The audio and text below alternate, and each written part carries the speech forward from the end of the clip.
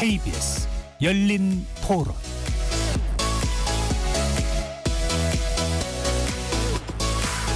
안녕하십니까? KBS 열린 토론 배종찬입니다.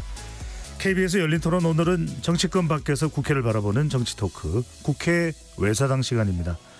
여야 양측의 새 지도부 구성 이후 전격 성사된 한동훈, 이재명 대표의 양자 회담 일정이 수년되고 말았습니다. 코로나19 확진 판정을 받은 이재명 대표가 회복되는 대로 다시 일정을 잡을 것으로 보였는데요. 갈등 대립을 반복하던 여야가 협치의 길을 마련할 거란 전망이 나오면서 회담에 대한 기대감도 컸습니다. 하지만 역대 여야 회담을 비롯해 정치인들의 회동이 항상 좋은 결과만 가져왔던 것만은 또 아닌데요. 협치와 대치 사이 여야 간 수장들의 만남은 어떤 의미를 가져왔고 어떻게 전개되어 왔는지 구체적으로 살펴보겠습니다. KBS 열린 토론 지금 출발합니다. 치열한 토론 속에서 더 나은 세상을 찾아갑니다. 올바른 세상을 만드는 첫걸음. 평일 저녁 7시 20분 KBS 열린 토론.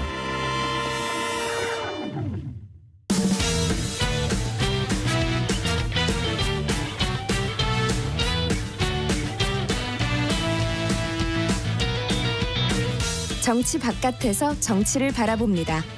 국회 외사당.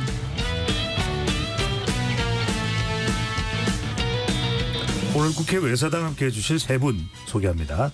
김도영 한국일보 정치부 기자 자리해 주셨고요. 안녕하세요. 이동수 청년정치크루 대표 나오셨습니다. 안녕하십니까. 이은지 문화일보 정치부 기자 함께합니다. 안녕하세요. 네. 자, 늘 네 사람이었는데 곽용희 기자가 코로나 확진으로 오늘 방송에 참여하지 못했다는 사실도 함께 알려드립니다. KBS 열린 토론 문자로 참여하실 분은 샵 9730으로 의견 남겨주실 수 있고요. 단문 50원, 장문은 100원의 정보 이용료가 없습니다.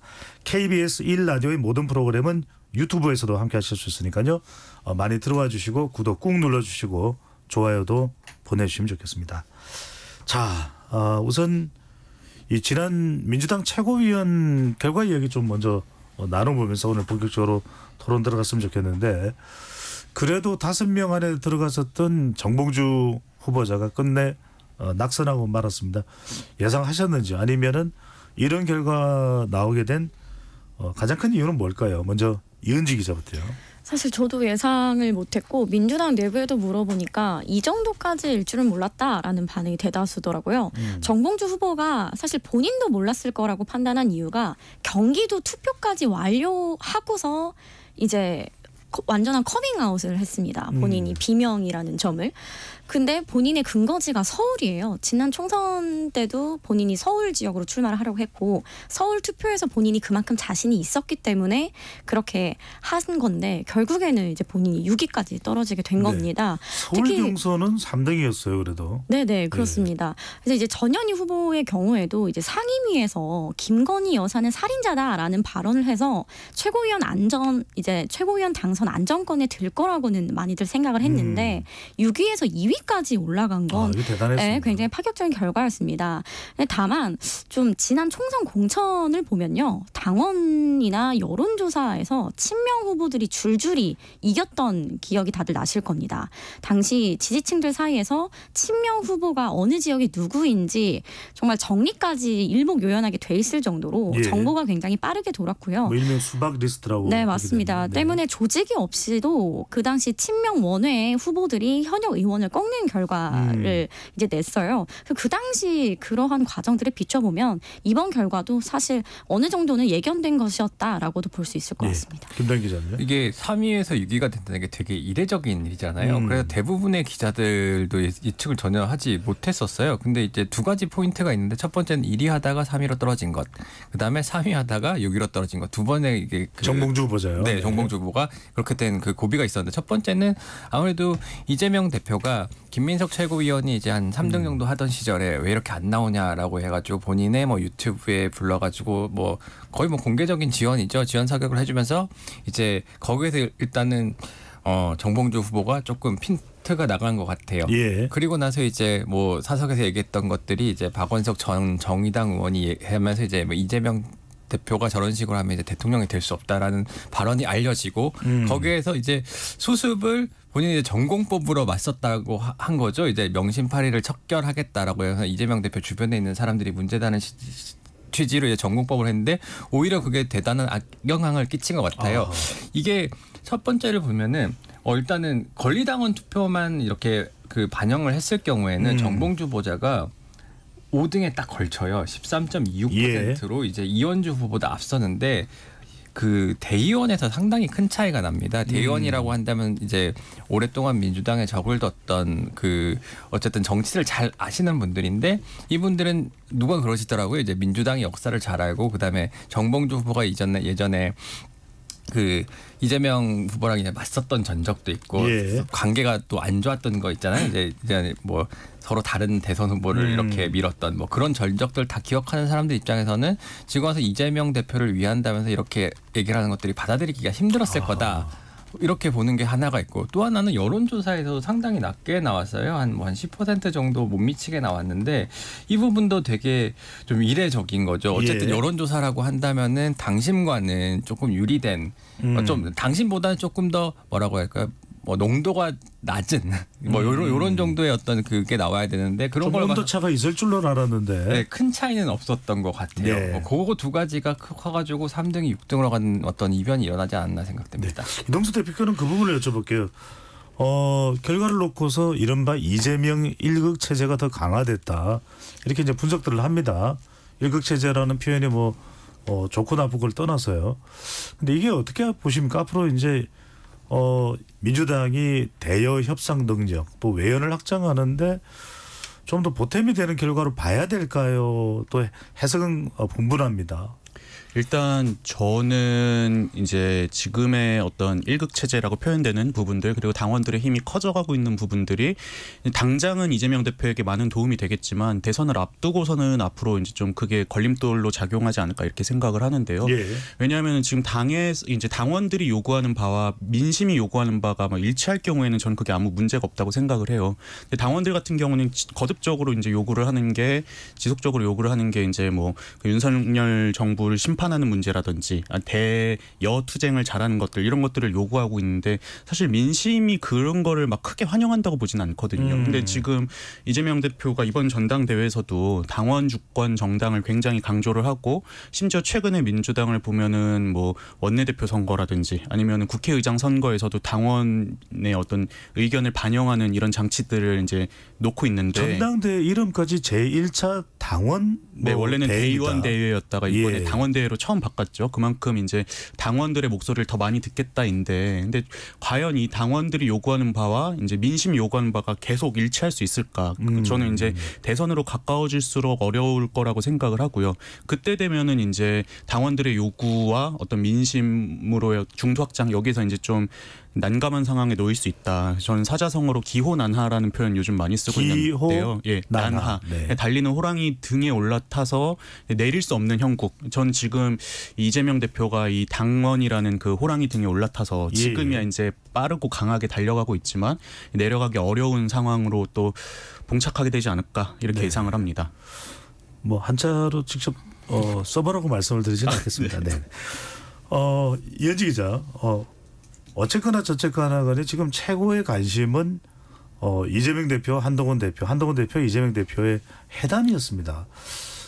처음에 그러면은 이게 이재명 대표가 먼저 제안을 한 건가요? 어떻게 되는 겁니까? 네, 맞습니다. 이재명 그 대표가 이제 연임이 확실시 됐던 이제 18일 전당대회 이후에 바로 기자회견에서 영수회담과 대표회담을 하자라고 제안을 했고요. 예. 바로 그 다음 날 한동훈 국민의힘 대표가 당 최고위원 회의에서 환영한다. 바로 실무논의를 시작하자라고 해서 25일로 날짜가 잡히게 된 겁니다.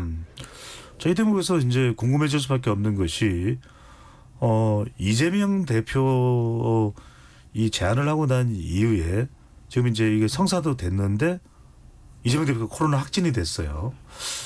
자, 그렇다면 두 가지인데 이를 놓고서 이재명 대표의 제안에 대해서 한동훈 대표가 이렇게 선뜻 응할 줄 몰랐다. 뭐 이런 분석도 나오고 있고 그리고 코로나 확진이면 대체로 이제 5일 정도로 계산을 하니까 늦어도 그러면 26일 7일은 만날 수 있는 것 아닌가 이런 또 해석도 오늘 언론 보도에서 나오더라고요. 민주당에서는 어떻습니까? 일단은 다음 주에는 어려울 것으로 보이고요. 9월로 미뤄지는 건 기정사실화가 된 것 같습니다. 이게 왜 그러냐면 28일부터 본회의가 있죠. 9월에 되면은 또 국정감사가 있습니다. 이거 예. 네, 국정감사는 10월이고요. 9월이 정기국회라서 네, 9월 정기국회 기간에 만나는 가능성이 높다고 국민의힘은 보고 있고요. 민주당의 경우에는 이번 이재명 대표 코로나 확진 판정은 굉장히 개인적으로 안타까운 일이지만 이제 실무 논의 과정에서 그 전체 생중계 문제를 두고 한 차례 좀 감정이 상했고 잡음이 있었잖아요. 또 국민의힘 측에서 그 생중계를 제안을 했기 때문에 민주당은 이걸 받느냐 마느냐 공이 넘어온 상태였어요. 예. 그래서 조금은 이제 숨고르기를 할 수 있게 됐다고 보고 있고요. 그 대표 회담을 사실 25일에 한다고 했을 때 여야 모두 반응이 너무 빠르다라는 것이었습니다.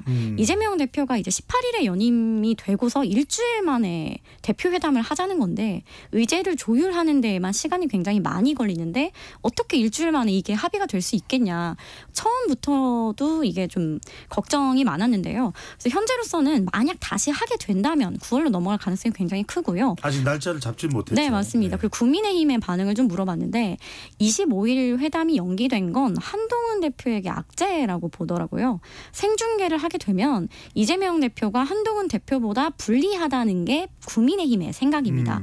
그런데 생중계 논의가 한참 이제 진행이 되다가 이제 회담이 한 차례 밀린 것이기 때문에 결국 어그러질 가능성도 높고 생중계 관철은 어렵지 않겠냐 이렇게 이야기를 합니다. 이현지 기자는 이렇게 반응을 취재했는데 여야에 관련해서요. 김도영 기자 어떻게 보는지요? 일단은 생중계 그 양자회담이라는 것 자체가 굉장히 좀 이례적이죠. 왜냐하면은 회담이라는 건 어떤 결과물을 도출해야 되지 않습니까? 근데 결과물을 도출할 수 있는 방식이냐에 대해서 이제 야당의 비판이 많아요. 예를 들면은 하다못해 뭐 회사에서 어떤 뭐 협상을 하러 들어가더라도 뭐 제가 연봉 협상을 들어가더라도 그걸 공개할 수는 없지 않습니까? 그렇죠. 뭐 아니면은 뭐 당장 들어가게 돼서 협상을 하게 되면은 뭐 아이스 브레이킹 토크를 해야 될 거 아니에요. 내가 어느 학교를 나왔는데 뭐 이런 것들을 하나하나 뭐 다 전달한다는 게 무슨 의미가 있을지 모르겠고 또 거기서 그리고 그렇다면 정말 중요한 의제에 있어가지고 완전 허심탄회한 속내를 드러내가지고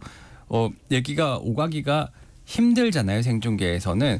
그렇기 때문에 야당에서는 그 생중계 제안 자체에 대해서 한동훈 대표가 정말 민생을 위하고 뭔가 그 결과물을 도출하려는 의지가 있는 것이냐에 대한 의심을 하고 있는 상황이고 그 처음에 이제 제안한 그 양당에서 제안한 의제들을 보면 이게 본인들이 이렇게 직접 논의를 한 거는 얼마 안 되지만 어쨌든 공개적으로 얘기한 것들을 보면요.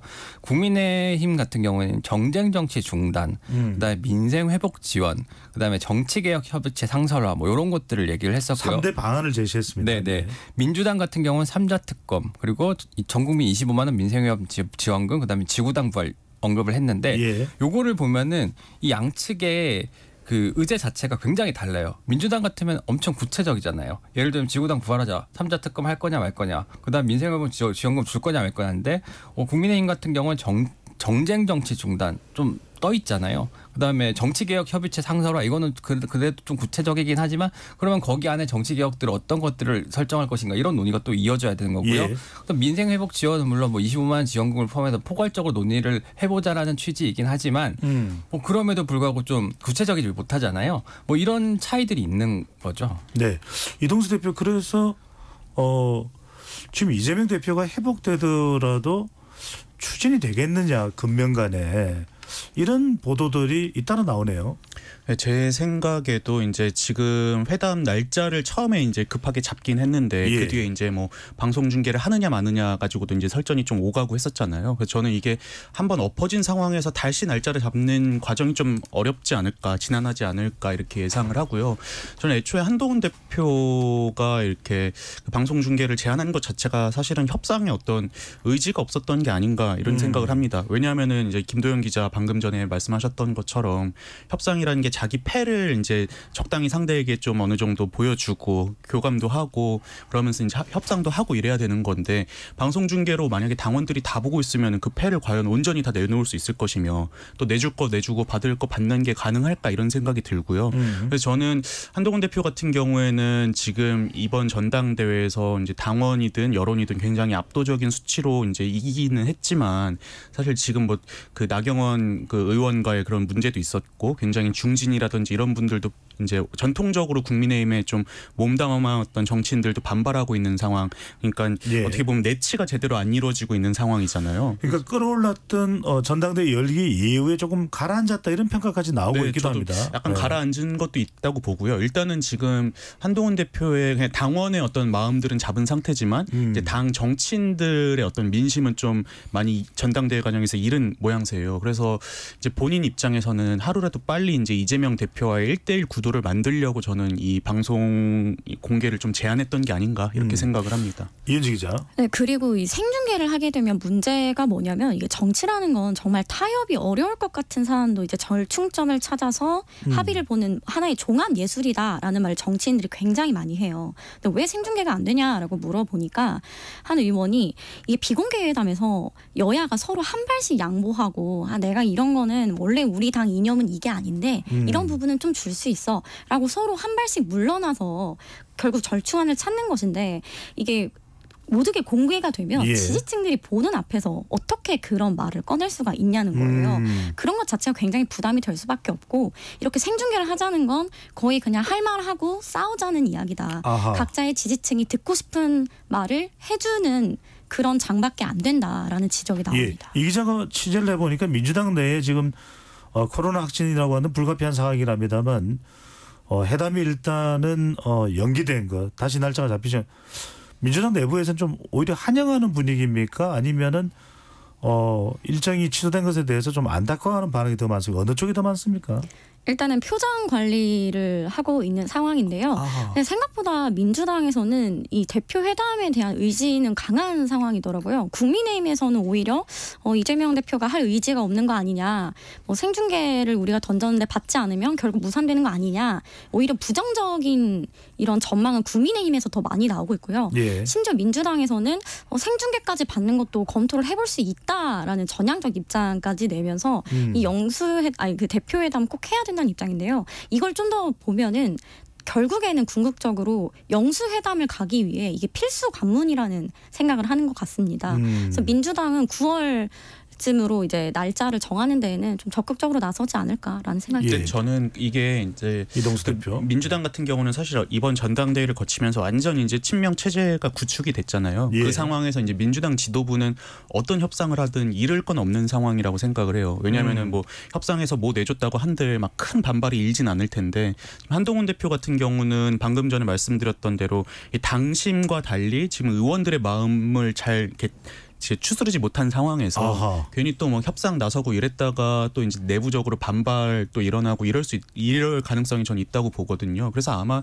내심 이번 협상이 엎어진 거에 대해서 이제 표정 관리하고 있는 거는 저는 국민의힘이 아닐까. 국민의힘이요. 네, 오히려 더 적극적으로 이제 민주당이 이제 이재명 대표가 복귀하고 나서 이제 회담하자는 식으로 요청하게 되지 않을까. 저는 이렇게 추측을 합니다. 예. 그러니까 김도희 기자. 왜냐하면 지금 한동훈 대표는 되게 복잡한 상황인 게 이재명 대표랑 1대1로 만나가지고 각을 딱 세우게 되면은 본인으로서는 그 여권의 대선 후자로 지금도 주목을 받고 있지만은 거의 뭐 굳히는 효과가 있는 거죠. 1대1로 예. 만나게 되면은 다른 주자 왜냐하면은 야권에서는 이재명 대표가 워낙에 뭐 사실 상대가 없을 정도로 유력한 상황이기 때문에 근데 상대적으로 한 대표의 경우에는 뭐 이재명 대표만큼 그 입지를 굳힌 상태는 아니잖아요. 예. 당내 경쟁자들도 많고 그렇기 위해서 이제 이재명 대표와 1대1 회담을 해야 되는 1대1 회담을 해가지고 본인이 뭔가 성과를 내는 그런 모습을 보이면서 여권의 가장 유력한 대선 주자로 입지를 굳혀야 되는데 한동훈 대표는 이 여야회담이 그런 면에서는 절실했다고도 볼 수 있겠네요. 다만 이제 그래서 예를 들면 만약 생중계를 던졌을 때 받으면은 어차피 생중계하면은 뭐 대부분 정치인들이 생중계했을 때 그 회담에서 그 어떤 성과를 내긴 어려울 거다. 다만 토론회 정도의 느낌이 나겠죠. 그렇게 예. 되면은 그러면서 이제 이재명 대표와 1대1 토론회를 하는 어떤 그런 효과를 받게 될 경우에 그런 경우가 되는 거고 만약에 생중계를 안 받으면은 뭐 그걸 이유로 해갖고 따로 회담을 안 하면 되는 거잖아요. 뭐 그런 차원이 있는 것 같고 그리고 또 하나 보면은 약간은 좀 민주당이 받을 수 없는 것들을 던지는 게 예를 들면 정쟁 정치 중단 같은 게 있거든요. 뭐 말은 좋죠. 근데 이게 굉장히 선언적 의미가 있는 거잖아요. 그러면 정쟁 정치 중단을 다 함께 선언하자라고 국민의힘이 선언을 했을 때 그럼 민주당이 오케이 정쟁 정치 중단하자라고 얘기를 하는 그 순간 그동안 민주당이 해왔던 뭐 제3자 특검 뭐 그다음에 여러 가지 어떤 민생지원금 이런 종류의 논란들이 모두 다 정쟁이 돼버리는 거예요. 예. 그럼 그런 것들을 민주당의 입장에서 그걸 인정할 수가 없는 거죠. 뭐 그런 것들을 놓고 봤을 때 과연 이 회담에 대해서 뭔가 성과를 내는 우리의 전통적인 방식의 회담은 원하지 않았던 걸로 보여요. 아하. 다만 이제 생중계가 되고 토론회가 되면은 하고 싶은 약간 그런 상황이 되는 거죠. 묘합니다.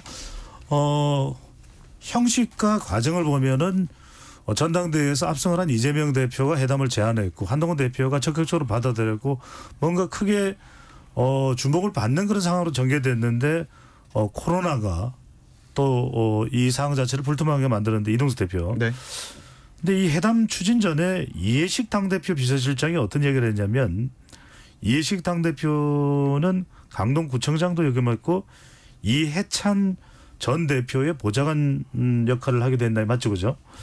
한 대표가 한동훈 대표를 말합니다. 용산 대통령실과 수평적인 당정 관계를 끌고 갈 수 있는지 의구심이 있다.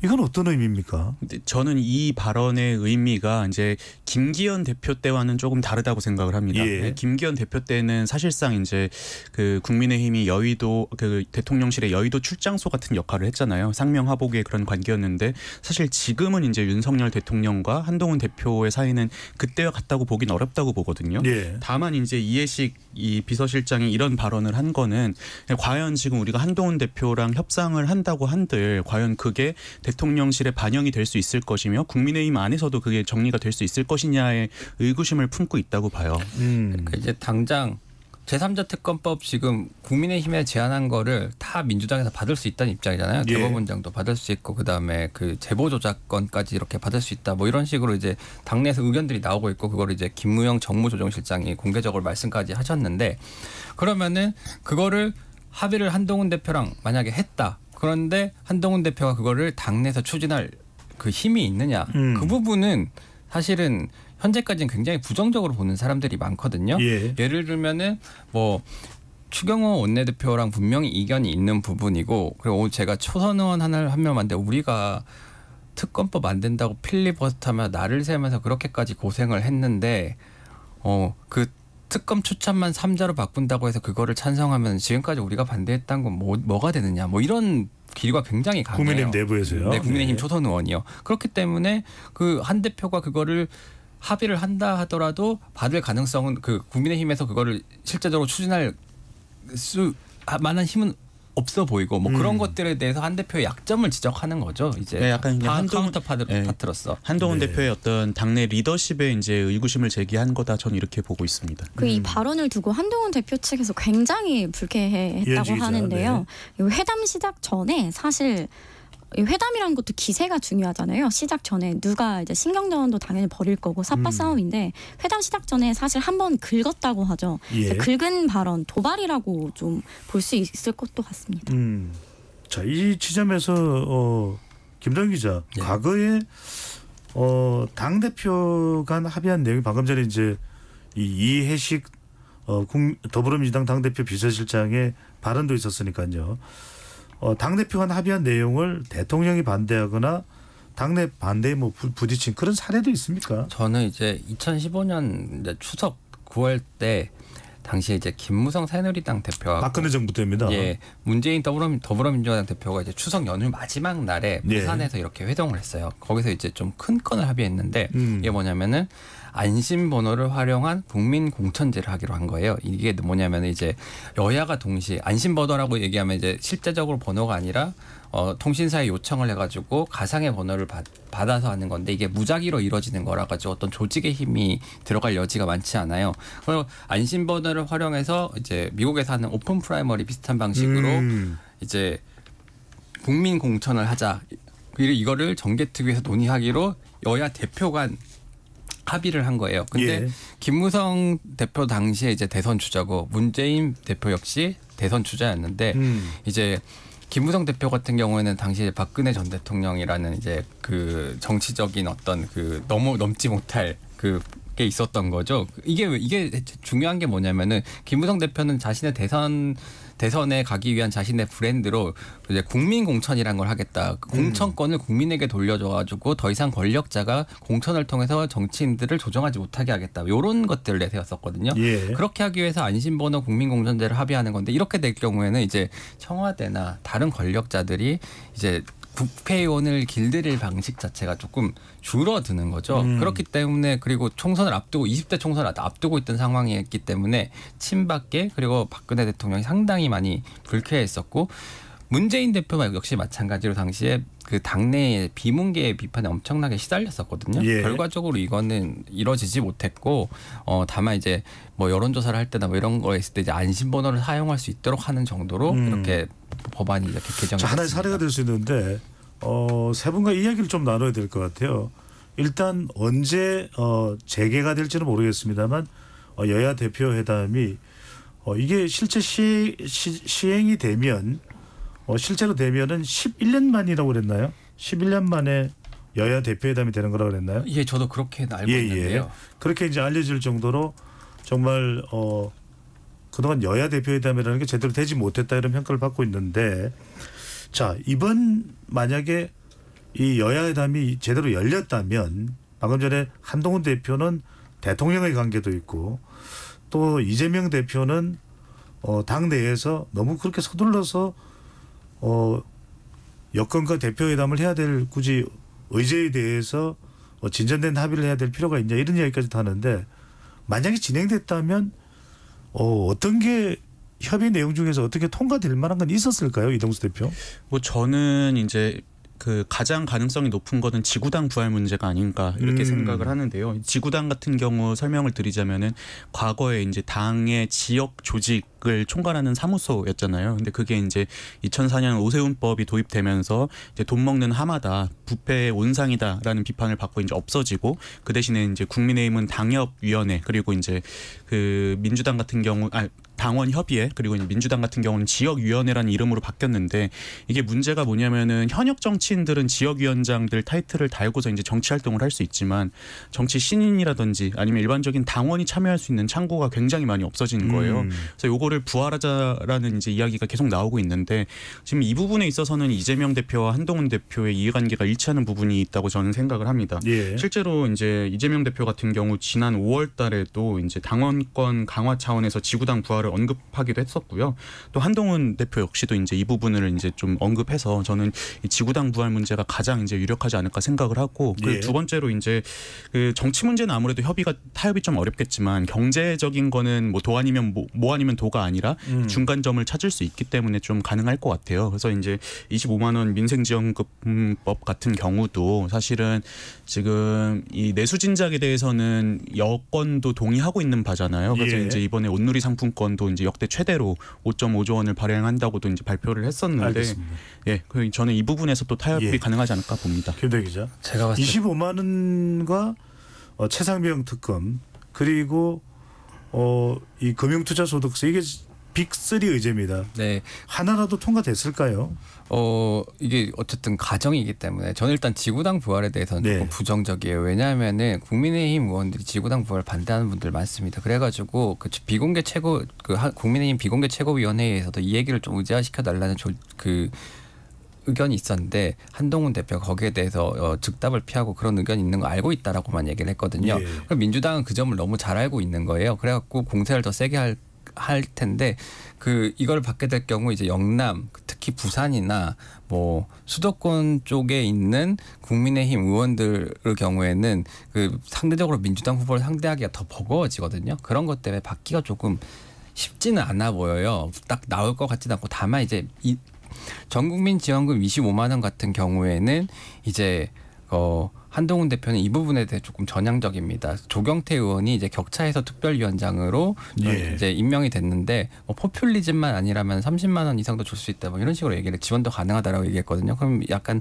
선별적 지원을 전제로 했을 때 이런 부분이 오히려 합의가 가능하다는 입장을 피력을 했거든요. 그 전만 떼고 뭐 예전처럼 뭐 70%를 준다거나 뭐 이런 종류의 예. 건들에 대해서는 오히려 합의가 조금 제가 가능해 보이고. 여쭤본 맥락은 25만 원은 대통령 거부권 행사가 지금 됐나요? 어떻게 아직 되나요? 안 됐고요. 28일 본회의가 좀 그 유력시 예상되는데 한동훈 대표가 여야 대표회담에서 그걸 진전시키는 게 가능할까요? 어떨까요? 사실은 그 부분도 그렇게 쉽지는 않아 보이죠. 왜냐하면은 지금 한동훈 대표가 그 할 수 있는 것들이 그렇게 많지가 않아요. 그다음에 전 국민 25만 원 지원하면 한 13조 원 정도 들어가는데 이게 차이가 엄청나잖아요. 예. 그렇기 때문에 뭐 금투세 유예 정도는 어느 정도 합의가 가능하지 않을지. 25만 원 지원금 관련한 법은 윤석열 대통령이 이미 거부권을 이제 재투표가 행사를 했고, 네, 28일 날 재투표. 그렇죠. 네, 제 재투표. 의견을 남겨도 네네, 제 재투표가 의견을 28일 본회의에 네네. 남겨두고 있습니다. 그리고 저도 비슷한데요. 지구당 부활은 뭐 의제가 될 수도 있겠지만 지금 이게 추석을 앞두고 열릴 가능성이 높다는 점에서 이제 민생 경제 이슈가 사실 큰 틀이 될 수밖에 없고요. 만약에 지구당 부활만 합의를 하게 되면 아니 지금 민생이 어려워 죽겠는데 여야 대표들이 만나서 지금 어떻게 지역에 돈을 유통할 수 있는지 그런 식의 지구당 부활만 논의하고 있다라는 비판을 받을 수가 있고요. 저도 김태형 기자랑 비슷한 입장인 게 25만 원 전 국민 지원 같은 경우 원래 국민의힘은 부정적인 입장이었는데 한동훈 대표가 이제 비공개 회의에서 참모들에게 우리 당이 너무 반대만 하지 말고 예. 지금 굉장히 민생이 어렵고 고물가에 시달리고 있는데 내수 진작이든지 아니면 저소득층을 위한 좀 소비 진작 관련한 대안을 우리도 모색해야 되는 거 아니냐라는 이야기를 했어요. 그래서 저도 이 부분에 대해서는 선별적 지원으로 해서 아하. 서로가 좀 한 발 물러서서 그나마 타협점을 찾을 수 있는 게 아니었나. 이제 예. 그림을 어떻게 만드냐의 문제인데 그 윤석열 대통령이 거부권을 행사한 25만 원 지원금을 통과시킨다 이런 그림은 절대로 아니고요. 예. 다만 이제 그 선별적 지원을 전제로 하고 민주당과 합의가 가능한 안이 나올 수가 있을 것 같고 또 하나는 국민의힘 의원들도 선거 때 전 국민 25만 원 지원금에 제대로 대응을 못 해갖고 우리가 졌다라는 인식이 되게 강해요. 예. 뭐 그런 부분에 있어갖고 조금 뭐 지원책 마련을 할 수 있을 것 같습니다. 알겠습니다. 이재명 대표가 윤석열 대통령과 영수회담도 제안을 했는데 대통령실은 시큰둥한 반응이래요. 민주당 내부에서는 윤석열 대통령이 어떻게 하답할 것으로 예상을 하고 기대를 하고 있는 상황인가요? 어떻습니까? 이현지 기자. 일단 대통령실은 굉장히 부정적입니다. 8월 초까지만 하더라도 좀 긍정적으로 보는 시각들이 분명 있었습니다. 이재명 대표가 이제 연임이 확실시 됐던 상황이기 때문에 전당대회가 아직 열리지 않았음에도 불구하고 내부에서 영수회담을 좀 할 시점이 되지 않았느냐. 너무 민생이 어렵기 때문에. 근데 그 전현희 최고위원의 그 김건희는 살인자다라는 발언이 나온 이후에는 굉장히 상황이 바뀌었습니다. 윤석열 대통령의 배우자인 김건희 여사에 대해서 살인자라는 발언을 했어요. 네, 맞습니다. 그 발언에 대해서 대통령실에서 굉장히 불쾌했다고 하고 어떻게 이러한 상황에서 우리가 영수회담을 할 수 있겠냐라는 이야기를 하더라고요. 예. 그래서 민주당에서는 당연히 영수회담을 하고 싶어 하겠지만 대통령실에서 당분간은 받을 가능성이 거의 없다고 보시면 될 것 같습니다. 이동수 대표, 대통령실이 향후에 언제쯤이라도 이재명 대표와 윤석열 대통령의 회동이 추진이 될까요? 아니면 거의 향후에 뭐 언제가 될지는 모르겠습니다. 뭐 언제쯤 재개가 될 수 있을지는 모르겠습니다만 협의가 거의 물 건너갔다고 봐야 될까요? 저도 그냥 간단히 표현해서 무기한 연기일 것 같습니다. 왜냐하면은 이번에 또 대통령실에서도 이제 뭐 영수회담 전에 여야 합의가 먼저다. 뭐 국회 정상화부터 해라 이렇게 얘기를 했었잖아요. 근데 예. 전 그게 한동훈 대표부터 만나고 와라 이런 의미가 아니라 지금 야당에서 뭐 대통령 탄핵을 한 해 만에 이런 얘기가 나오고 영부인이 살인자는 이런 얘기가 나오고 있는 상황에서 우리가 어떻게 만나겠느냐. 그러니까 국회 먼저 이런 어떤 그 정부를 향한 이런 공격이라든지 이런 거를 좀 정상화하고 나서 이제 그 다음에 얘기를 해야 되는 게 아니냐. 저는 이런 의미가 담겨 있는 게 아닌가 이렇게 생각을 합니다. 그런 차원에서 김동희 기자, 대통령실은 첫 번째 총선 직후의 회동에도 이재명 대표가 예상하지 못했던 준비된 원고를 읽어내려간 부분에 상당히 당혹스러웠다. 또 한편으로는 이재명 대표도 대통령실이 흔쾌히 이 영수회담을 응하지는 않을 것이다. 하지만 정치적인 차원에서는 계속 요구를 하는 차원이 아닐까 이런 해석도 나오는데요.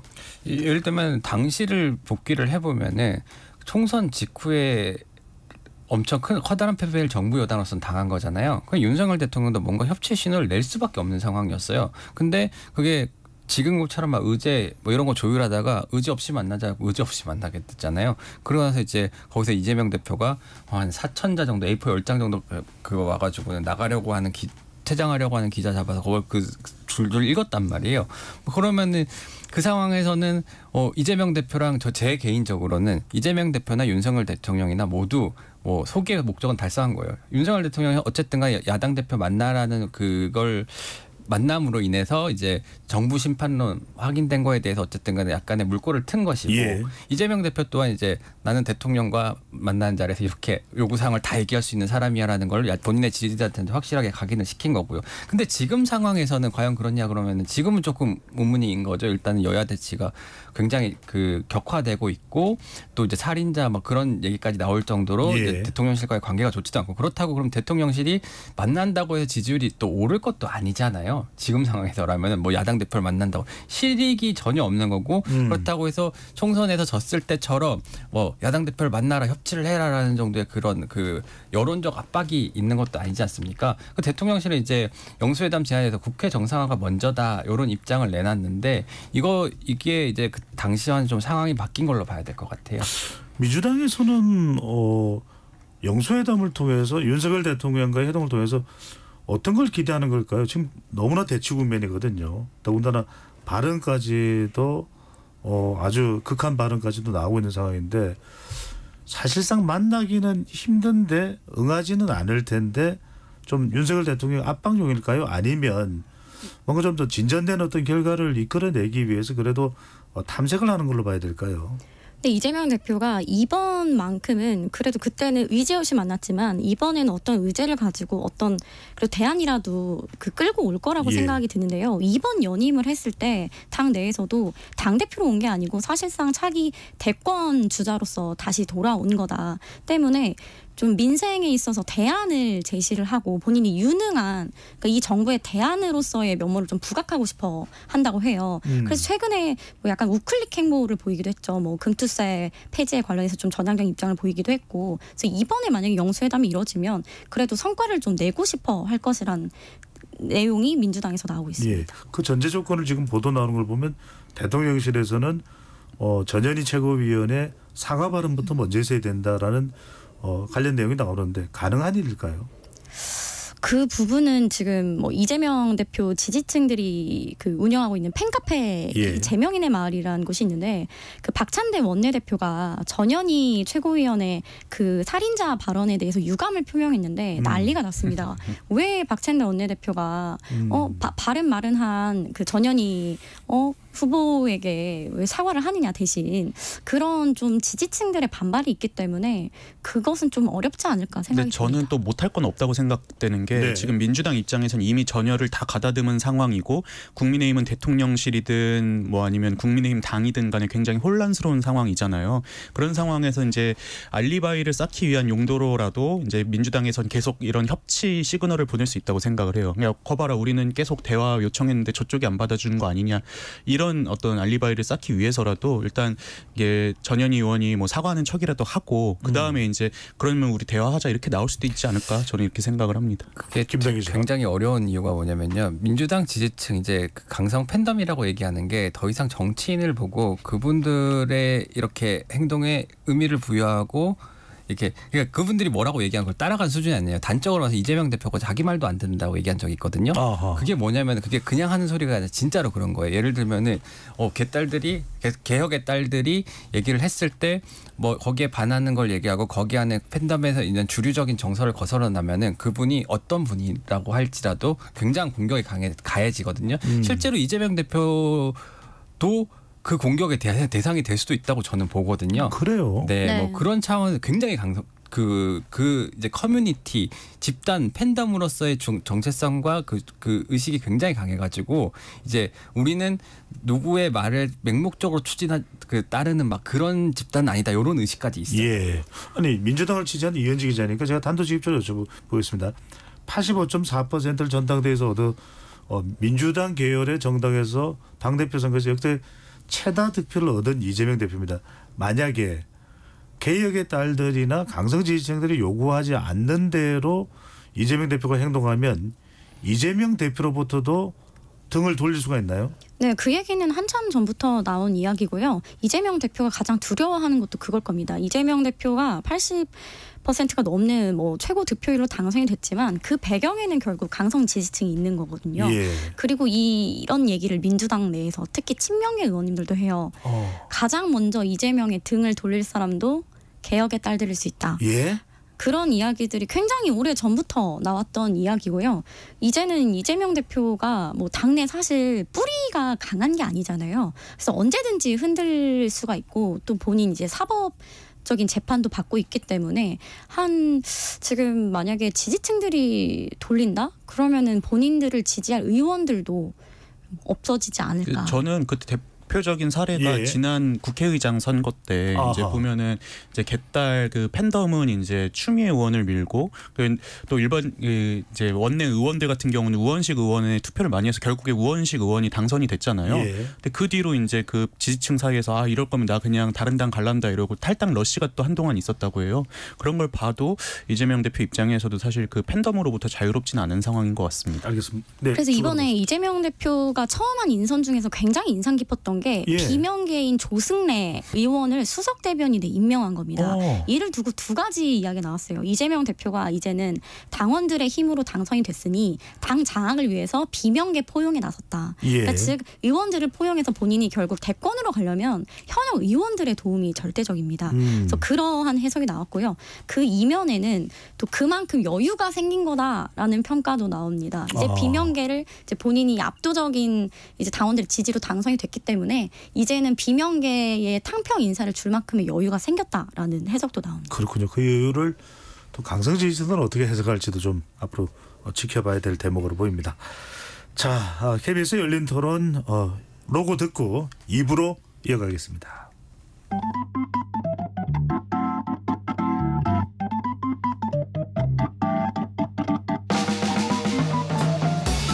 세상을 바꾸는 질문, 열린 토론이 시작합니다. KBS 열린 토론은 언제나 열려 있습니다.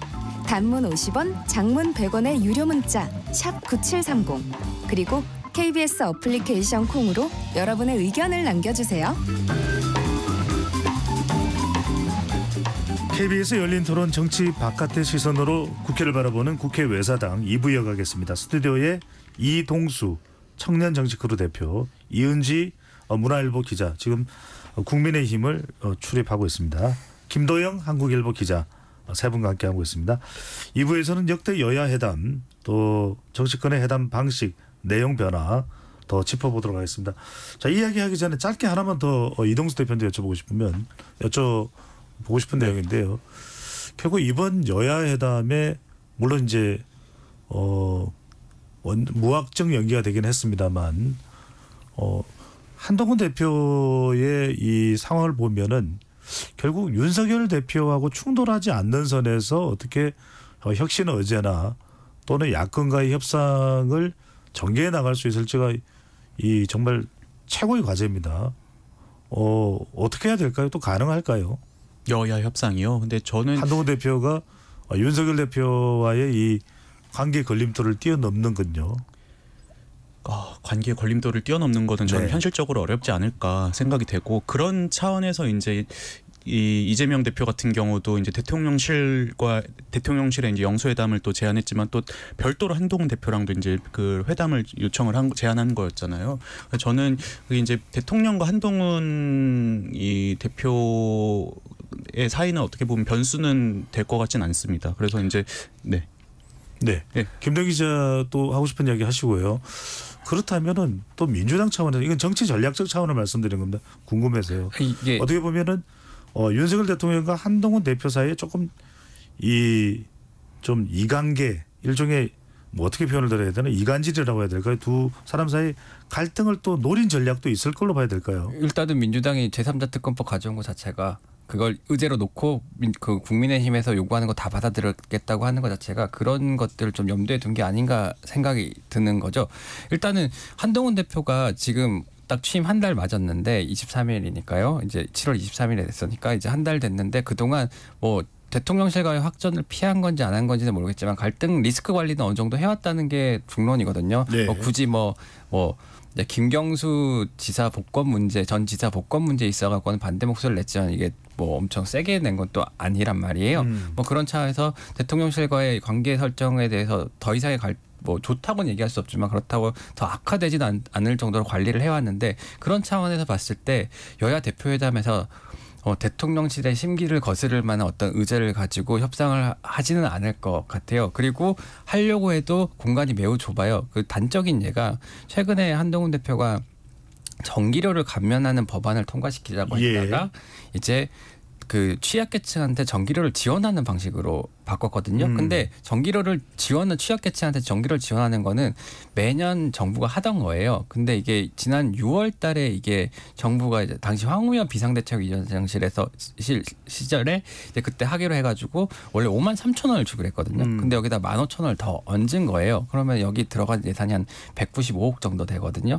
근데 전기료를 감면을 만약에 하게 되면은 한전의 적자가 심해져요. 예를 들면 전기료를 지원해주면 한전에 들어가는 돈은 똑같지만은 전기료를 감면하면 한전 적자가 심해지잖아요. 예. 그렇기 때문에 기존의 국민의힘 스탠스랑은 맞지가 않는 거예요. 그래서 한동훈 대표가 조금 입장을 변경을 한 거예요. 근데 이게 뭐냐면 이게 보여주는 게 뭐냐면 대통령실과 갈등을 내면서 또는 당내에 충분한 논의가 무르익지 않은 거를 한동훈 대표가 추진할 만한 힘이 없다는 방증이거든요. 그렇기 때문에 사실 당대표가 195억 원짜리 사업을 직접적으로 얘기하는 것도 이례적이긴 하거든요. 뭐 그런 점으로 봤을 때 쉽진 않을 거다. 이현지 기자.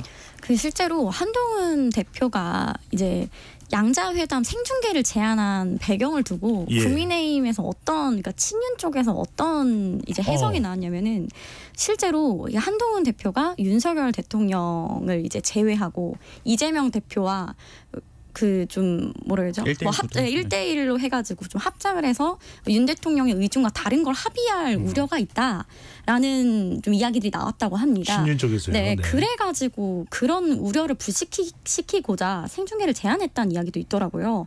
그래서 원래는 1대1 회담을 생각을 했었는데 이게 서로 다른 이야기를 할 가능성이 있어서 배석자를 둔 2대2 회담을 원래는 고려를 했다고 합니다. 사실 여야가 회동을 하고 나면 각 당 대변인들이 서로 다른 해석을 내놓거나 회담 내용을 뭐 왜곡했다면서 여야가 공방을 벌이기도 하잖아요.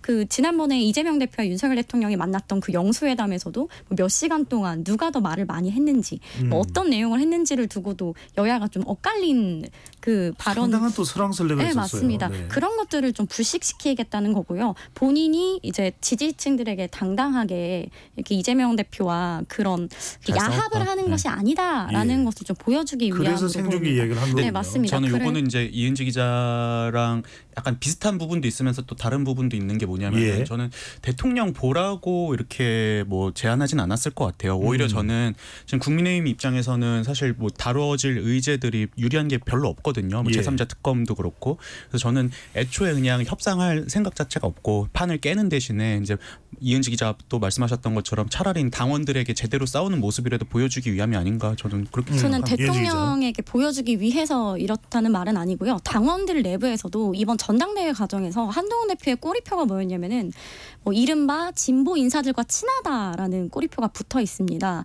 그래서 좀 친윤 내부에서도 좀 친윤 내부나 아니면은 강성 지지층들 보수 지지층들 사이에서는 지난 한동훈 전당대회 대표가 때 뭐 좌파 논란도 있었죠. 네, 맞습니다. 네. 그 좌파 논란에 혹시나 어떤 합의를 해왔을 때 그런 것에 좀 이끌려 다닐 수 있다라는 우려도 좀 깔려 있다고 합니다. 예, 김동희 기자 발언하기 전에 이현지 기자한테 간단하게 먼저 여쭤보면 이번에 그 여야회담이 열렸다면 세계의 빅3 의제 25만 원 최상병 그리고 금융투자소득세 폐지. 금융투자소득세 폐지는 한동훈 대표와 윤석열 대통령이 일치하는 겁니다. 윤석열 대통령이 금융투자소득세 폐지를 공약으로 내세웠는데 이건 그러면 민주당에서 혹여 받아들일 가능성이 있었던 대목입니까? 일단 이재명 대표는 그 연기하자는 입장으로 지금 민주당이 내부 법안을 준비 중입니다. 예. 금융투자 소득세도 충분히 의제로 올라갈 수 있다고 보는 게 꼭 폐지를 서로 합의해야 하는 건 아니잖아요. 어떤 서로 토론을 하는 것만으로도 이제 이견을 확인하는 것만으로도 중요하기 때문에 민주당도 지금 당론으로 이제 연장하는 방안, 좀 그런 세율을 조금 낮추는 방향 이런 식의 당론 법안을 준비 중이기 때문에 이거는 오히려 좀 건전한 토론이 될 수 있는 의제였다고 생각을 합니다. 네, 김대 기자.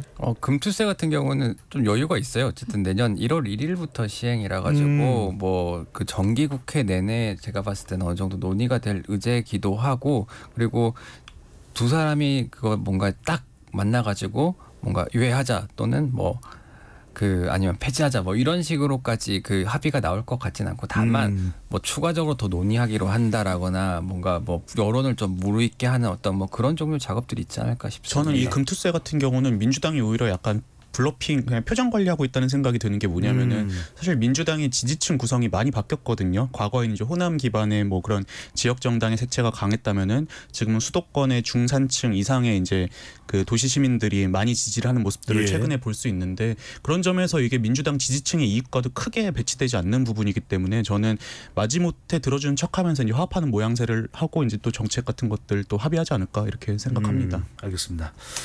자, 오늘 우리가 이 여야 대표의 만남, 또 이 만남을 통해서 정치권은 또 어떤 국면들을 전개해 왔는지 이 부분을 좀 집중적인 주제로 다뤄보고 있는데요.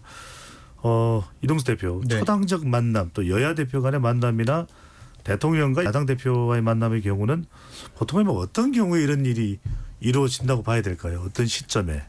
일단은 저는 뭔가 이제 큰 계기가 있어야 된다고 생각하는데 그게 이제 이번 총선 같은 경우였다고 생각을 합니다. 이제 워낙 윤석열 대통령도 그렇고 대통령실이 그동안 이재명 대표를 안 만났던 입장 중에 많이 나온 게 그거잖아요. 형사 피의자와 이제 대화하기는 좀 어렵다 이런 입장을 내면서 2년 내내 안 만나고 있었는데, 근데 지금 사실 달라진 게 없는데 이 총선 직후에도 만났고 지금도 이제 얘기가 나오고 있단 말이죠. 그래서 저는 가장 큰 이유가 그동안 이제 그 윤석열 대통령이 이제 선거 때까지 한번 보자라는 어떤 마인드였던 것 같아요. 일단은 뭐 만나기는 싫은데 딱히 이제 뭐 이렇게 만나기는 싫고, 그래서 일단은 한번 선거 끝날 때까지 보고 만약에 우리가 이기면 그때부터도 뭐 만남 없다 이런 생각이었는데, 워낙 크게 졌다 보니까는 어쩔 수 없구나 약간 그런 생각을 하고 이제 좀 선거 직후에 만난 게 아닌가. 국면 전환에서. 네, 맞습니다. 그렇게 생각을 합니다. 예, 여야의 이 주로 대표 또는 대통령과 야당 대표가 만나는 경우에 어떤 국면 전환, 또 중요한 정치적 이벤트가 있거나 또 있기 직전이나 직후의 시점으로 이렇게 볼 수 있는데, 김정 기자, 또 국회 내일은 이제 원내대표 간의 협의가 이루어지는 경우가 많습니다. 원내대표 간 회담은 역시 뭐 여야 대표 회담하고 좀 무게감이 다르다고 봐야겠죠. 상당히 원내대표라는 자리가 이제 협상을 위한 자리잖아요. 그러면은 다음 당장 실질적으로 일을 하기 위해서 만날 수밖에 없는 자리예요. 예. 본회의를 언제 할 거냐, 그다음에 이 어떤 법안들을 언제 올릴 것이냐, 뭐 이런 것들에 있어가지고 국회의장하고 여야 원내대표가 늘 만나서 협상을 해야 되기 때문에 뭐 주례 회동이라고 하고 일주일에 한 번씩 만나기도 하고요. 그리고 뭐 그 따로 뭐 이제 사석에서도 많이 만나고, 그다음에 뭐 국회에서도 뭐 공개적으로 많이 만나는데, 뭐 제가 예전에 그 좀 오래 전이에요. 지금처럼 정치가 완전 양극화되기 전에 원내대표를 했던 분이랑 저녁을 예. 한번 먹는데 그분이 그러시더라고요. 하루는 이제 자기가 이제 너무 피곤해하고 집에 들어가고 있는데 새벽 한 1시쯤에 야당 원내대표한테서 연락이 오더래요. 그래갖고 바로 달려나갔다고 하더라고요. 그때 야당 원내대표가 만나자고 하는데 여당 원내대표가 어떻게 안 만나느냐. 그러니까 자기들은 도움을 구해야 되는 입장이기 때문에 늘 만날 준비가 돼 있다는 걸 좀 강조를 하더라고요. 뭐 그런 차원에서 봤을 때 굉장히 뭐 자주 만나고 또 네. 그냥 당 대표들끼리 만나거나 아니면 대통령과 아니 야당 대표 영수회담과는 좀 격이 다르죠. 지극히 당연한 상황으로 볼 수가 있고, 여야 간에 원내대표가 협의를 한다는 것을 또 뭐 원내대표와 또 여야 대표까지 포함해서 또 만나는 것도 가능할 수도 있는데, 이은지 기자에게는 이거 좀 여쭤봐야 될 것 같아요. 원내대표와 당 대표의 힘의 역학관계가 어떻게 되느냐도 상당히 이게 원내대표 간 만남에서 뭐가 나올 수 있느냐 없느냐 중요할 것 같은데요. 네, 그것도 중요한 것 같은데요. 실제로 최근에 박찬대 원내대표가 추경호 원내대표에게 이런 질문을 했다고 합니다. 이제 비공개 자리에서 그 추경호 원내대표님은 조금 자율적으로 독립적으로 어떤 결정을 좀 내리실 수 있는 위치가 되시느냐라는 질문을 했다고 합니다. 네, 그 질문이 나왔네요. 네, 그 질문을 했다고 이제 합니다. 그 말은 곧 이제 박찬대 원내대표 같은 경우는 이제 170여 석에 너무 정말 많은 의원들을 대표하고 있는 데다가 또 지지층들의 입김도 있고 또 최근에 이재명 대표가 또 당선이 됐잖아요. 바로 그 부분이죠. 네, 이재명 네, 대표가 맞습니다. 박찬대 원내대표에게 미치는 영향이 지대적이고 압도적인 거 아닌가라는 인식도 상당히 있을 것 같아요. 그래서 그러한 것들이 다 담겨 있는 질문이었다고 생각이 듭니다. 그러니까 이제 원내대표는 그 자기를 뽑아준 사람들이 의원 한 명 한 명이잖아요. 그러니까 자기는 이제 선거 그 피선출된 사람이고 이제 뽑아준 사람들이니까 그 사람들한테 되게 중요할 수밖에 없고 그다음 협상할 때도 이제 주로 하는 얘기들이 이제 사정할 때 나 이거 안 들고 가면 우리 의원들한테 쫓겨난다. 나 사퇴해야 돼. 한 번만 봐줘. 뭐 이런 얘기들이 내부에서 오간다고 해요. 제가 그러니까 뭐 자신의 어떤 그 자기들의 정략적으로 정치적으로 조금 더 유리한 고지를 차지하기 위해서 난 이 안을 들고 가면은 우리 의원들한테 쫓겨나니까 한번 봐줘라고 이렇게 한다다. 이것도 전략 중에 하나거든요. 뭐 그런 차원에서 그렇고 예전에는 그래서 원내대표들은 당대표 나름인데 아무래도 좀 힘이 좀 약하죠. 아무래도 그런 점에 있어갖고 다만 뭐 당대표가 원내대표 힘이 센 원내대표 당대표가 만날 경우에는 뭐 당대표가 이렇게 하라 그래도 원내대표들이 안 하는 경우가 종종 있는데 뭐 예를 들면은 문재인 더불어민주당 대표 시절에 이종걸 원내대표는 사실 비문이었고 그때 막 당무 거부하고 그다음에 또 그 당시에 박근혜 대통령이 이렇게 영수회담을 제안해갖고 이제 대통령 그다음에 여야 대표 정도만 가기로 했었는데 왜 원내대표는 안 부르냐 해갖고 이게 3인 회동이 5인 회동까지 늘어나고 그때 김한길 대표를 만났던 아니요 그때 김무성 새누리당 대표 그다음에 문재인 더불어민주당 대표 원유철 원내대표 그다음에 그리고 이종걸 원내대표 이렇게 5이 이렇게 갔었죠. 예. 자 사실 우리가 이 원내대표 역할도 중요합니다만 원내대표끼리 협상을 통해 타결이 되었는데도 뭐 당내 반대가 있을 수도 있고 지도부 비토로 또 무산된 경우도 있을 수 있습니다. 그런 사례들이 우리 뭐 최근 정치사에도 국회에서도 많이 있었을 것 같아요. 이동수 대표 어떻습니까? 뭐 대표적인 게 이제 2022년 지난 대선 이후에 이제 한창 민주당에서 검수완박 이제 검찰의 수사권을 완전히 박탈하는 그 법안을 추진했었잖아요. 근데 그 당시에 이제 국민의힘 원내대표였던 권성동 원내대표가 이제 그 박병석 국회의장이 중재안을 내 가지고 그걸 받아들였어요. 그래서 검찰의 그 경제 범죄 그리고 부패 범죄만 남겨놓고 나머지는 이제 민주당이 원하는 걸로 이렇게 받아줬는데 그게 이제 당내에서 엄청난 반발을 일으켜가지고 이제 합의가 결국에 무산이 됐고요. 그리고 이제 민주당이 결국에 검수완박법을 강행 처리하게 됐었죠.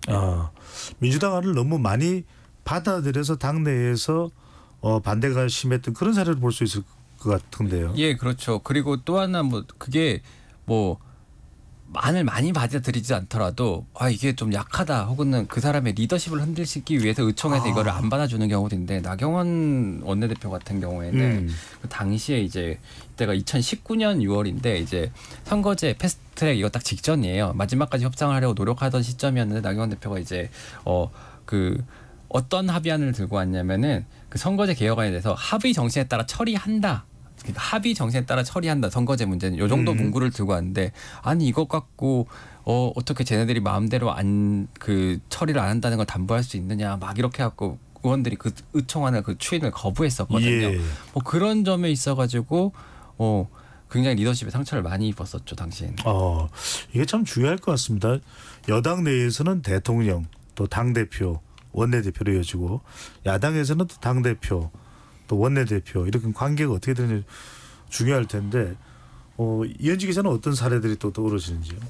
저 같은 경우는 이제 좀 KBS 이야기인데 이제 김진표 이제 그 민주당 원내대표가 이제 2011년이었는데 이제 여야 합의로 이제 본회의에서 KBS 수신료 인상안을 이제 표결을 하기로 했었는데 그래서 이제 국회 문화체육관광방송통신위원회 전체 회의에서 이제 합의가 됐는데 당내 그리고 지지층들의 거센 반발에 직면을 해서 입장을 또 바꾼 사례도 있습니다. 예. 인상아니었군요. 근데 저는 이제 이건 당내 반발이라고 보긴 좀 어려운데 가장 아마 대표적인 게 2015년에 그 국회법 개정안 파동이 아니었나 싶어요. 그 당시에 이제 유승민 새누리당 원내대표랑 그리고 이종걸 원내대표였나요? 새정치민주연합 이제 원내대표랑 이제 이 정부에서 추진하는 공무원 연금 개혁을 좀 받아주는 대신에 이제 정부의 대통령령, 그냥 시행령이 모법의 취지에 어긋날 때 국회가 이걸 수정 변경을 요청할 수 있는 그거를 이제 유승민 원내대표가 받아줬었잖아요. 근데 그거에 이제 박근혜 대통령이 노발대발하면서 배신의 정치는 국민이 심판해 주셔야 된다. 이 발언을 하고 이제 그 뒤로 좀 한국 정치가 많이 변했던 것 같아요. 저는 이게 굉장히 좀 대표적인 장면이 아니었나 싶습니다. 그때 배신의 정치라는 표현이 나왔던 것이 그 시점이군요. 네. 네. 김병희 기자 추가로 뭐 하실 말씀? 아닙니다. 자, 그러면은 유독 또 뭐 이런 파장이 있었던 사례 말고 유독 뭐 이 정말 브로맨스든 또는 호흡이 좋았던 또 여성 원내대표나 뭐 이런 경우는 또 다른 경우도 있을 수 있으니까요. 호흡이 좋았던 그런 여야 원내대표의 사례도 있습니까? 되게 이례적이라고 생각하실 수도 있는데 저는 가장 파행으로 갔었던 이제 이인영 민주당 원내대표, 그다음에 나경원 자유한국당 원내대표. 그러니까요. 그래서 제가 방금 전에 표현을 남자들끼리 뭐 브로맨스니까 또 여성 원내대표 1대입니다. 네. 오신환 바른미래당 원내대표 시절을 사실 저는 그때를 꼽고 싶어요. 이게 이유가 뭐냐면은 그때는 원내대표들끼리는 진짜 합의를 하려고 노력을 많이 했었습니다. 이제 이렇게 왜냐하면 그게 자신들의 오점이 돼요. 뭐 누군가가 하나가 이제 패스트 트랙 태워가지고 그 전까지는 그런 사례들이 없었기 때문에 한 누군가 상대방을 배제하고 법안을 처리하게 되면은 그 사람들은 오점이 생기기 때문에 끝까지 엄청나게 노력을 했었고 특히 선거제만큼은 어떻게든 합의를 하려고 했었고 그래서 이제 이분들이 미국을 갑니다. 예. 그래서 미국을 가가지고 우리가 여기서 꼭 합의를 해오자라고 이렇게 해가지고 미국을 떠났는데 그래가지고 거기서 이제 선거제와 관련된 합의를 하려고 하는 순간 갑자기 국내에서 무슨 일이 났냐면 당시 황교안 자유한국당 대표가 단식을 시작합니다. 단식을 시작하면서 이제 나경원 원내대표는 더 이상 거기서 협상을 할 수가 없는 상황이에요. 왜냐하면 연동형 비례대표제에 대해서 반대하면서 당대표가 단식을 하는 상황에서 어떠한 종류의 협상이라도 할 경우에는 완전히 그냥 나쁜 사람으로 낙인을 찍히는 거예요. 그러니까 이제 당시의 원내대표들은 진짜 뭔가를 만들어가지고 공수처나 이런 부분에 있어서 지금도 재판이 이어지고 있지만 그 사태를 막기 위해 노력을 하려고 올라갔는데 그 황교안 대표 단식을 하는 바람에 그 협상들이 모두가 빠그라진 거고, 죄송합니다. 그 결렬이 된 거고 그 이후에 이제 결렬로 바꿨습니다. 네, 예, 결렬이 된 거고 그 이후에 이제 그 지금도 알다시피 지금처럼 뭐 양극단의 정치가 계속해서 이어져 내려오고 있다고 저는 보고 있거든요. 예. 이은지 기자. 네, 저 같은 경우는 주호영 국민의힘 원내대표, 박홍근 민주당 원내대표를 꼽고 싶은데요. 잘 알려지지 않았는데 이 두 분이 정말 브로맨스가 좋았을 것 같아요. 네, 맞습니다. 그 당시에 정말 이재명 대표와 윤석열 대통령 사이에서 이제 여야가 경색되어 있을 상황입니다. 근데 정말 사석에서 이 두 분은 서로의 칭찬을 아끼지 않을 정도로 두 사람 서로에 대한 존경과 존중, 고마움을 갖고 있고요. 그래서 이번 22대 국회 들어서 이 두 의원님이 초당적으로 저출생이나 연금 문제 등을 좀 논의할 모임을 한번 꾸려보자라고 아이디어를 고민을 했었다고 해요. 그런데 22대 국회 시작부터 개원식도 열리지 못하고 너무 극한으로 치달으니까 이러한 것은 좀 백지화됐는데 좀 흐지부지 됐다고 하는데 이런 부분은 좀 아쉽더라고요. 참 이런 게 살아나는 것도 중요할 것 같다는 생각이 듭니다. 왜냐하면은 여야 간의 소통이라는 것이 결국 의원들 간의 소통도 정말 필요한 것이고 더 중요한 것은 원내대표 간의 소통 아닐까 생각이 드는데 이동수 대표는 어떻게 보시나요? 네, 저도 비슷하게 생각하고요. 저는 진짜 제가 10년 전에 이제 모 당의 원내행정국에서 이제 잠깐 한 1년 정도 일을 했었거든요. 근데 그때 이 일이 이제 원내대표단 협상 같은 것들 준비하고 이런 것들이 있었어요. 근데 그때만 해도 그게 굉장히 많았었는데 요즘은 원내대표단이든 원내대표들끼리든 만나는 모습을 정말 많이 못 보고 있구나라는 좀 생각이 들었고요. 10년 전에 이제 2014년에 세월호 사건 있었잖아요. 근데 그 뒤로 이제 새누리당의 당시 이완구 원내대표랑 새정치민주연합의 박영선 원내대표가 굉장히 협상을 많이 하려고 이제 애썼던 모습이 좀 기억이 나요. 근데 아무래도 이 당내 반발로 박영선 원내대표가 그 당시에 물러나게 됐었는데 그때 이제 이완구 원내대표가 했던 말이 이 문제가 굉장히 복잡하게 얽혀 있어서 풀기가 어려운 만큼 그동안 이제 고생했던 분과 계속 손발을 맞추고 싶은데 새로운 분이 오셔서 파악하면 좀 어렵지 않나, 굉장히 마음이 아프다 이렇게 얘기를 했는데 저는 참 10년 사이에 우리 정치가 많이 바뀌었구나 하는 생각이 들었습니다. 말씀하시죠. 지금 연장선상에서 제가 기억나는 에피소드가 있어요. 제가 처음에 이제 말진으로 국회를 갔을 때가 2015년 말이거든요. 이때쯤엔 협상 항상 많을 텐데 당시에 원유철 새누리당 원내대표하고 이정걸 그 새정치민주연합 원내대표랑 협상을 참 많이 했어요. 정말 많이 했어요. 밤에도까지 하고 막 새벽 2시에 막 나오고. 근데 늘 협상 결과는 없었거든요. 그러면 이제 우리는 거기서 무슨 얘기가 나왔는지 너무 궁금하잖아요. 그러면 물어보면 안 알려줘요. 나중에 제가 들었어요. 이정걸 원내대표는 자러 가고 원유철 원내대표는 찾으러 가고 막 이런 일들이 막 계속 있는 거예요. 거기 뭐 귀빈회관에 당시에는 귀빈식당이라고 그래갖고 3층에 식당이 있었는데 거기 안에서 딴 데로 가서 이정걸 원내대표는 자고 있고 원철 원내대표는 깨우고 막. 근데 국회의원회관에 나 잡아봐라 사건이군요. 네, 근데 뭐 그런 상황이 있음에도 불구하고 그러면은 지금 같은 협상에서 만약에 다른 원내대표가 만약 잠을 자러 간다라고 하면은 그걸 나와서 저 사람 잤다라고 얘기하면서 뭐 그런 걸 공개를 하지 않았을까 싶어요. 왜냐하면 그게 되게 나쁘잖아요. 근데 그게 정말 나중에 지나서요. 제가 한 4, 5년 지나서야 그때 도대체 무슨 말씀 하셨냐 뭐라고 물어보니까 뭐 그런 일들이 있었다라고 하더라고요. 그때 주제는 거의 뭐 선거법과 관련된 거였어요. 선거구 획정을 어떻게 할 것이냐. 근데 그래도 뭐 그런 식으로 서로가 이렇게 밀고 당기기를 하면서도 서로의 상대방의 치부를 끝까지 들추지는 않았던 것 같아요. 알겠습니다. 자, 국회 외사당 우리 청취자분들께서 많이 좋아하는 코너인데 오늘이 안타깝게도 마지막 시간입니다. 세 분께 끝으로 한 30초 정도씩 우리 국회가 이 여야 대표 또 원내대표 의원들 사이가 어와둥둥 좋아져서 정말 국민들이 환호하고 감탄하는 그런 박수 소리가 끊이지 않으려면 어떻게 해야 될지 세 분께 마지막으로 여쭤보면서 정리를 하겠습니다. 먼저 이동수 대표. 참고로 제가 이제 국회 외사당 처음 만들어질 때부터 지금까지 한 번도 안 빠지고 이제 개근을 했거든요. 근데 이제 1년 좀 넘는 시간이 굉장히 빠르구나라는 생각이 들고 그동안 국회 외사당 사랑해 주셔서 굉장히 감사하다는 말씀 드리고 싶고요. 저는 결국에 선거라는 게 이제 국민의 다수의 마음을 사는 거라고 생각을 해요. 그래서 지금 당장 뭐 당원들의 신경 쓸 수밖에 없겠지만은 그래도 이제 많은 국민이 좋아하는 정치를 좀 보여주기 위해서 우리 정당들이 노력했으면 좋겠습니다. 네, 이은지 기자.